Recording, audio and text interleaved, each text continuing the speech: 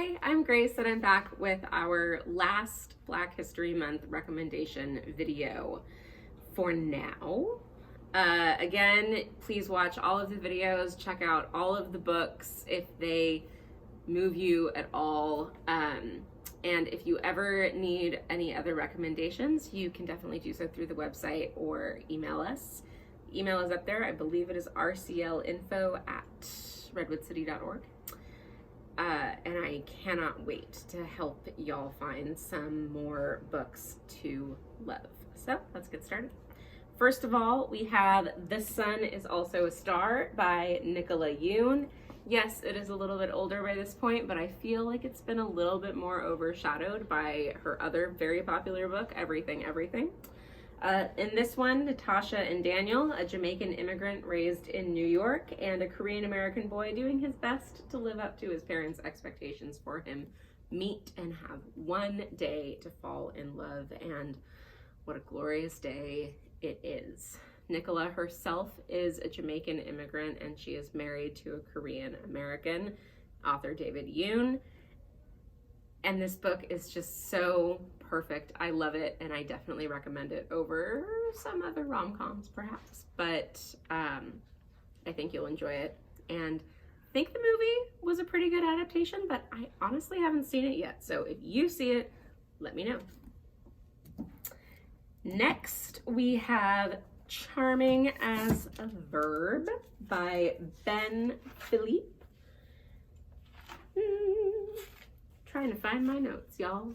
Okay, so sometimes, as I mentioned, I think you just really need a good rom-com. And Ben writes a really good rom-com. His other one is The Field Guide to the North American Teenager, and I recommend that one as well. This one is just really cute and sweet and fun though. And of course, we all love the trope of opposites attracting and falling in love when they didn't even think they liked each other.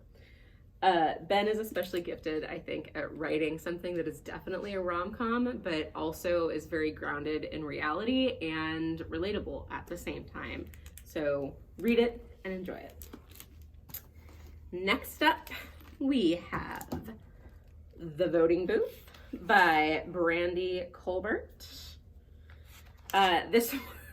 This one is honestly, it's like such a delight, okay? And I think it's partially such a delight because now we're on the other side of a presidential election, but it was a delight before the presidential election too, back when I read it. It's a really fun romance to be that also takes place over the course of one day, in this case, one election day. And Brandy has managed to make a book that is all about the importance of voting and using your voice into something that is just like a delightful time reading. And do not forget, after you finish reading this book, to register to vote as soon as you can. We really need your voice always. Next up, we do not have the actual physical book for this one. You Should See Me in a Crown by Leah Johnson. Because a certain YA librarian who is currently filming this video is in the middle of reading it and left it at home. So this is the Stonewall honoree this year, and it's not necessarily as like happy and rompy as the others, which of course have their own issues as well, because life always has issues, but it also has a lot of really excellent moments of queer Black girl joy, and that made me really happy as well. Leah is also one of those people who is a gift for writing teenagers that feel real, both to teens themselves and to those of us who haven't been teenagers in a really long time, but when we're reading these books, we remember what it feels like. And yeah, Leah, you're too good at that, perhaps. In this one, it is a lot about how it's hard to be poor, and it's hard to be Black, and it's hard to be queer, and it's definitely hard to be all of these things in a Midwestern town. In this book, Leah celebrates all of those things with a beautiful coming-of-age story that also happens to involve a run for prom queen. Read it, love it, enjoy it. Gorgeously written. And last but not least, we have The Wedding Party by Jasmine Guillory. So Jasmine's books, and I recommend all of them. This was literally just the first one I grabbed off the shelf.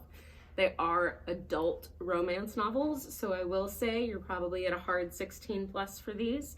But Jasmine is actually a local author from over in the East Bay, and so her books tend to be set locally as well, and also in LA, which is pretty awesome.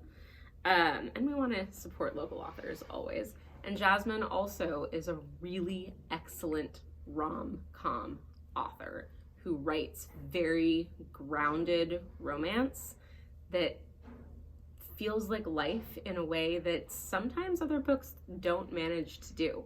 So you have lots to go with her as well. That's it. Happy reading, and I hope you guys have enjoyed this. And again, let us know if you need any more recommendations.